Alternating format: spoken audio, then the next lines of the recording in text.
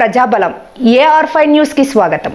హిందూపురంలో ధర్మవరం వాసులు వచ్చి షెడ్డును తొలగించారంటూ పత్రికలో వచ్చిన వార్తకు ఖండన పాత్రికేయ మిత్రులకు నమస్కరించి B Nisar Ahmed son of B Yusuf Sab RTC colony Hindupuram పట్టణం అను నా యొక్క విన్నపము హిందూపురం నందు గల గురునాథ్ లేఅవుట్లో సర్వే నంబర్ 98/2A 99/1 పైకి ఫ్లాట్ నెంబర్ 166 గల 856/2023 17/06/2022 17/05/2022 1 ద్వారా కొనుగోలు చేసి ఆలయగాత్తు నాకు హక్కు కలిగి నా యొక్క ఆస్తి స్వాధీన భావం నందు కలదు. అయితే నాపై తెలిపిన నేను కొనుగోలు చేసిన ఆస్తి ప్రక్కన నివసిస్తున్న నవీద్ అను వ్యక్తి నాకు చెందిన స్థలంను కబ్జా చేసి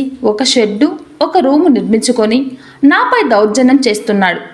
అతనే కాకుండా అతడితో పాటు అతని భార్య మరియు అతని తమ్ముడు వీరందరూ కలిసి నన్ను ఇబ్బంది పెడుతున్నారు అని ఆ విషయమై నేను తప్ప ఇతర హక్కుదారులు ఎవరే కానీ లేదని నిరూపించడానికి న్యాయపరమైన అన్ని విధముల ఆధారాలు అందుకు సంబంధించిన డాక్యుమెంట్లు నా వద్ద ఉన్నవి. వీటి ఆధారాలతో నేను గౌరవ హైకోర్టు ద్వారా కూడా ఆదేశాలు తెచ్చుకున్నాను. గౌరవ హైకోర్టు ఆదేశాలను పరిగణనలోకి తీసుకొని నా యొక్క స్థలమును మండల సర్వేయర్ గారి ద్వారా సర్వే చేయించి హద్దులను స్థిరపరచమని గౌరవ జిల్లా కలెక్టర్ వారికి కూడా స్పందన కార్యక్రమానందు నా యొక్క ఫిర్యాదును విన్నవించుకున్నాను.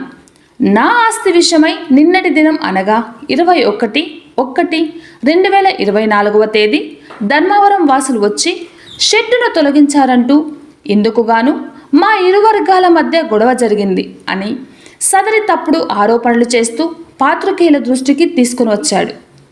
వాస్తవానికి నా ఆస్తిని కాపాడుకొనుటకు కాను నేను చట్టపరంగా ప్రయత్నములు చేయుచున్నాను. అతడు మీ దృష్టికి తీసుకొని వచ్చిన విషయములు అవాస్తవములని తెలియజేయుచున్నాను. కావున తమరు నాపై దయ ఉంచి నా యొక్క సమస్యను తమరి పత్రికల యందు ప్రచురిత చేసి పై అధికారుల దృష్టికి తీసుకెళ్లి నా స్థలమును కబ్జాదారు నుంచి కాపాడుటకు అదే విధముగా పోలీస్ శాఖ వారి ద్వారా నాకు రక్షణ కల్పించుటకు సహాయం చేసి నాకు న్యాయం చేయవలసిందిగా పాత్రికేయ మిత్రులకి విన్నవించుకుంటున్నాను. నాకు ఎటువంటి అనుభవం కానీ వీళ్ళతో పరిచయం కానీ లేనందున నేనైతే సైలెంట్గా ఉన్నాను. కానీ వీళ్ళు ముందుగా పాత్రికేయులు అని చెప్పేసి వాళ్ళు పసిగట్టి తప్పుడు సమాచారంతో తప్పుడు దీంతో పత్రాలతో వేరే రకంగా చిత్రీకరించినారు. కాబట్టి ఈరోజు ప్రెస్ మీట్ ముందుకు నేను రావడం జరిగింది. ఇది 100కు 200 పార్లు నేనైతే హైదరాబాద్ అప్రూవల్ లేఅవుట్లో ఒక సైటు కొన్నాను. ఆ సైటుకి ఫెన్సింగ్ ఏర్పాటు చేసుకోవడం దీంట్లో అతను వచ్చేసి నా సైట్లో ఉన్నాడు. అన్నదమ్ములు ఇద్దరు కలిసి దౌర్జన్యంతో ఒక నివాసం ఏర్పాటు చేసుకుని ఆ నివాసం జోలికి కూడా నేను పోలేదు. ప్లస్ వచ్చేసి నా సైట్లో వచ్చేసి వాళ్ళు షాపింగ్ కాంప్లెక్స్ చేసుకున్నారు. ఒకడు గుదిరి షెడ్ చేసుకుంటాడు, ఇంకొకటి హోటల్ పెట్టుకున్నారు. అయ్యా ఇది తొలగించండి అని పలుమార్లు నేను హెచ్చరించినా కూడా సర్వే చెప్పించండి అన్నారు. సర్వే వచ్చిన తర్వాత సర్వే మీద ప్రైవేట్ కంప్లైంట్ ఇస్తాను అని చెప్పేసి వాళ్ళకి వచ్చేసి సర్వేని భయపడించడము. ఆ తర్వాత కమిషనర్ వస్తే కమిషనర్కి భయపెట్టడము. ఇస్మాయిల్ అనే 1 టౌన్ సిఈ వస్తే అతని మీద మళ్ళీ ప్రైవేట్ కంప్లైంట్ చేయడము. ఈ రకంగా ఊరికి అనవసరంగా ఇబ్బందులు పెడుతుంటే దానికోసము నేను ఇంకొకసారి కలెక్టరేట్కి పోయింటే కలెక్టరేట్ వాళ్ళు ఇతనికి సపరేట్గా మళ్ళీ ఇంకొకసారి సర్వే చేయని చెప్పేసి ఆదేశించడం జరిగింది. అప్పుడు వచ్చేసి ఈ సర్వే చేసే భాగంలోనే ఈ హంగామా అంతా జరిగింది. కానీ అతనికి 1 సెంటు ఉంది అని చెప్పి అతను చెప్తున్నాడు. కానీ ఆ 1 సెంటు కూడా అతను పట్టా అయితే ఉంది అని చెప్పి చెప్తున్నాడు. కానీ అది పట్టా చూపించడం లేదు. నాదైతే నేను పక్కా రిజిస్టర్ ఆఫీస్లో రిజిస్టర్ చేసుకున్న పత్రాలతో సహా నేను మీ పత్రికా సముఖంగా మీకు అందరికీ చూపించాలనే ఉద్దేశంతో ఇక్కడ మేము దగ్గరికి రావడం జరిగింది. దీని మీద మున్సిపాలిటీ వాళ్ళకి హైకోర్టు డైరెక్షన్ ఇవ్వడం జరిగింది. అతని ట్యాక్స్ క్యాన్సిల్ చేయండి, అతను అక్రమంగా నిర్మిస్తానని చెప్పడం జరిగింది. అన్నీ జరిగింది. ప్రెస్ మీట్ ఉద్దేశం ఏమంటే మా క్లయింట్ మా మిత్రుడు నిసార్ అహ్మద్కి సంబంధించి నిన్న కొన్ని పత్రికల్లో ఒక భూ స్థల వివాదం సంబంధించి న్యూస్ రాయడం జరిగింది. ఆ న్యూస్కు సంబంధించి వివరణ మా పాత్రికేయ సోదరులందరికీ వివరణ ఇవ్వడం కోసం ఈ యొక్క పత్రికా సమావేశం ఏర్పాటు చేయడం జరిగింది. ఎందుకంటే మా మిత్రుడు నిసార్ అహ్మద్ మరియు అతని భార్య నాజియా 2022లో ఈ స్థలం ఒక ఇనాయత్ అతని వద్ద నుంచి కొన్నారు. ఆ ఇనాయత్ వచ్చేసి ఈ గురునాథ్ లేఅవుట్ అనమాట. ఈ గున్నావత్ లేఅవుట్ ఎప్పుడు ఎల్పి నంబర్ 45/97గా అప్రూవల్ అయింది. Approval layout.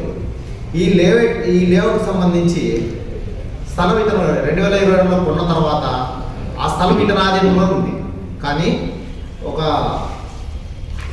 నవీద్ మరియు అతని బ్రదర్ ఇంకో పక్కన లేఅవుట్ అది కొట్టూరుపురం, ఇతనిది వచ్చేసి హిందూపురం. ఇది అప్రూవల్ లేఅవుట్. ఆ కొట్టూరుపురంలో అతను ఒక సైట్ ఏదో కొన్నట్టు ఆ ఇల్లు కట్టుకున్నాడు. అలా కొని ఇల్లు కట్టుకున్నాడు. అతనితో మాకు ఎటువంటి ఆ ఇంటి స్థలం కానీ ఆయన కట్టుకున్న దానికి కానీ మా క్లయింట్కి కానీ ఎటువంటి సంబంధము లేదు.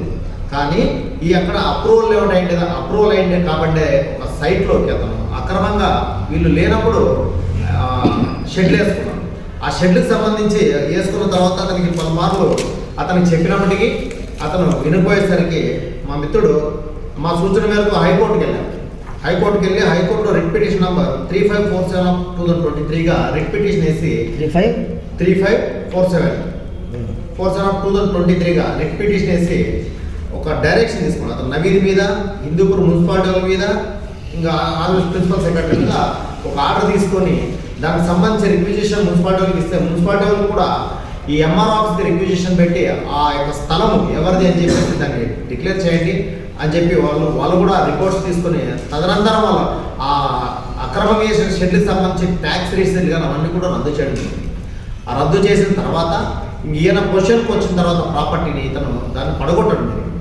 కానీ మన పాత్రికేయ సోదరులు కొంతమంది పోయిన తర్వాత అక్కడికి అది ఏదో వివాదం జరిగిందని చెప్పి మా యొక్క సోదరుడు మా మిత్రుని యొక్క వివరణ తీసుకోకుండా రాయడం వలన మీ అందరికీ ఈ వివరణ ఇవ్వడం వచ్చింది. ఎందుకంటే ఇది క్లియర్ ప్రాపర్టీ, కనీసం ఒక ఇంచు కూడా ఎక్కడ కూడా ఇతను ఆక్రమించింది కానీ ఆ స్థలంలోకి దౌర్జన్యంగా పోయింది కానీ ఏది లేదు అన్న.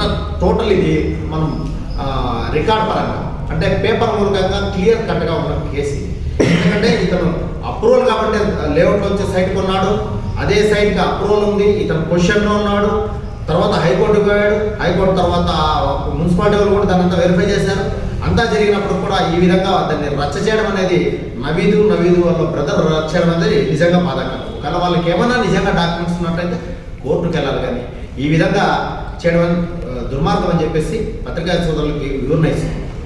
పోలీసులకు కానీ లేదా పాత్రికేయులకు కానీ చూపించుకోకుండా 6 గంటలుగా సమాధానం చెబుతున్నారు. తొలగిస్తే వాళ్ళు ఏం చేశారో వాళ్ళు గలాట్ చేసినారు. ఇంకొక విషయం, మా సోదరుడికి ఇన్విటేషన్ అని చెప్పి వీళ్ళు వచ్చింటే వాళ్ళే రౌడీలు అని చెప్పేసి పాత్రికేయ మిత్రులకి వాళ్ళు తప్పుదో పట్టించి పత్రికల వచ్చే విధంగా రాశారు. నిజంగా ఆ విషయాన్ని మా మిత్రుడు బాధపడే ఈ యొక్క ప్రెస్ మీట్ పెట్టలేదు. ఎందుకంటే ఎటువంటి అంశాలు రాలే. ఈ ఇన్విటేషన్ ఇవ్వడానికి వస్తే ఇంటికి వస్తే ఆ ఇష్యూ జరిగినప్పుడు వాళ్ళు అక్కడ ఉన్నారు కాబట్టి వాళ్ళని కూడా వాళ్ళే రౌడీలు అన్నట్టు 4-5 వెహికల్లో వచ్చినట్టు పాత్రికేయ మిత్రులకి వాళ్ళు నవీదు వాళ్ళ తమ్ముడు తప్పుడు సమాచారం ఇచ్చి పత్రికలో వచ్చే విధంగా చేసినందుకు కాబట్టి బాధపడి ఈ ప్రెస్ మీట్ పెట్టి వివరణ ఇస్తున్నాం.